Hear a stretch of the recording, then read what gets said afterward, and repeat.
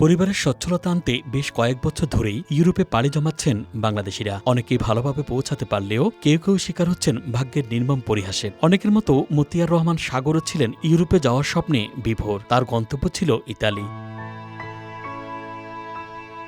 দালাল চক্রের প্রধান পাশের গ্রামের মোজাম তাকে প্রতিশ্রুতি দিয়েছিল ভালোভাবে দেশটিতে পৌঁছে দেয়ার, অথচ সেই স্বপ্ন দ্রুতই রূপ নেয় দুঃস্বপ্নে। নিজ এলাকার প্রতারকের হাতেই প্রথম প্রতারণার শিকার হন তিনি।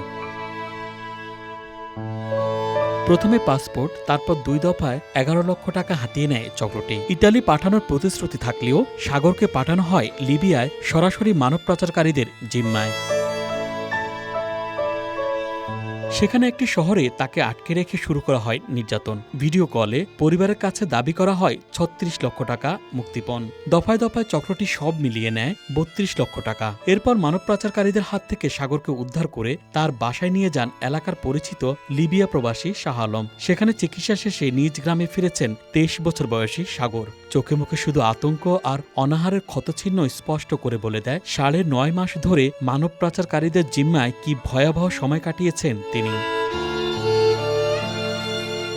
2023 সালের অক্টোবরে পরিবারের দারিদ্র্য গোছাতে বিদেশে পাড়ি জমিয়েছিলেন ঝিনাইদহের মহেশপুর উপজেলার জামতলা পাড়ার মোহাম্মদ ইছা নবীর ছেলে সাগর। বর্তমানে তার শরীর অনেকটা ভেঙে পড়েছে, কোনো ধরনের কাজ করতে পারছেন না তিনি। এছাড়া মনের মধ্যে এখনও রয়ে গেছে ভয় আর আতঙ্ক।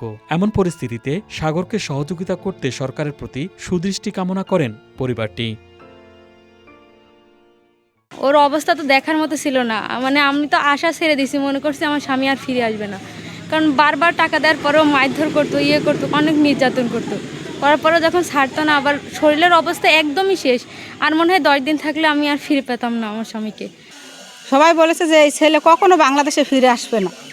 সেখন যে আমার মা হয়ে কী যন্ত্রণা, কত কষ্ট দুঃখ, যে এত টাকা পয়সা দিও 32 লাখ টাকা গিয়েছে মুক্তিপণ। ওই টাকা দেওয়ার পরেও কি আমার ছেলে বাঁচবে না? আমার ছেলে কি বাংলাদেশে আমার বুকে ফিরে আসবে না? খুব কষ্ট হয়েছে। আমার ছেলে আমার বুকে ফিরিয়ে দিয়েছে, এতে আমি খুশি। এখন আমার চলার জন্য সরকার যদি আমার একটু সহযোগিতা হাত বাড়াইতো, তাহলে আমি একটু ভালোভাবে ছেলে ফিরে নিয়ে জীবনযাপন করতে পারতাম। এই মানব পাচারকারী ও দালাল চক্র, যাদের জন্য প্রায় সময় নিঃস্ব হচ্ছেন অনেক পরিবার, তাদেরকে দ্রুত গ্রেপ্তার করে কঠোর শাস্তির মুখোমুখি করার দাবি স্থানীয়দের। শরীরে 100 টাকা মাংস ছিল না, শুধু হাড্ডিগুলো। আর হাতের যে অবস্থা ছিল, মনে হচ্ছিল হাত কোনো কিছু দিয়ে ওর হলেও পোড়ানো হয়েছিল, এই অবস্থা করছিল হাতগুলো। ওর বাপ মার নেই বলতে কিছু নেই, পথের ফকির হয়ে গেছে, বাড়ির ভিটে জমিন পর্যন্ত বেঁচে দিয়েছে। আমরা জীবনও আশা করিনি যে সাগর আবার ওর মার বুকে ফিরে আসবে। মার বুকের মার ছেলে আইছে, এখন তো ছেলে তো কোনো কর্ম করে খাইতে পারবে না। এর মধ্যে এই ঘটনায় জড়িতদের বিরুদ্ধে থানায় মামলা করা হয়েছে। আসামির তালিকায় রয়েছেন মোজাম, রবিজুল, আশরাফুল সহ অজ্ঞাতনামা আরও বেশ কয়েকজন পাচারকারীর নাম। ভুক্তভোগী সাগর জানান, মানব পাচারকারীদের ফাঁদে অনেকের সাথে তিনিও লাশ হয়ে ফিরতে পারতেন, তবে ভাগ্যক্রমে বেঁচে ফিরেছেন সাগর।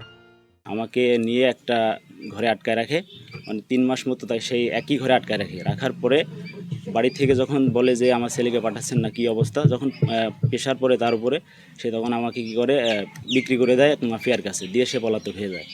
আর মাফিয়ার কাছে বিক্রি করার পর থেকে আমার উপর মনে করেন অমানবিক অত্যাচার শুরু হয়ে যায় আর কি। তারা কারেন্টের ওয়্যার, এসএস পাইপ, লাঠি, কিল, ঘুষি, লাথি এগুলো তো আছেই। খাবার দিত না, 3-4 দিন পরে একটা রুটি খাইতে দিত। এই অবস্থায় থাকতে থাকতে মনে করেন যে অনেক কষ্টে শরীরের সর্বোচ্চ শক্তিও শেষ হয়ে গেছিলো। মাফিয়ার কাছে গিয়ে দেখি যে ওখানে অসংখ্য প্রায় 80-90 জন লোক ছিল এক ঘরের ভিতরে। সেখান থেকে আমার সহযোগী যারা ছিল, আমার সাথের যার লোক, অনেকে লোক মনে করেন যে অসুস্থতার কারণে মরে যায় আর কি।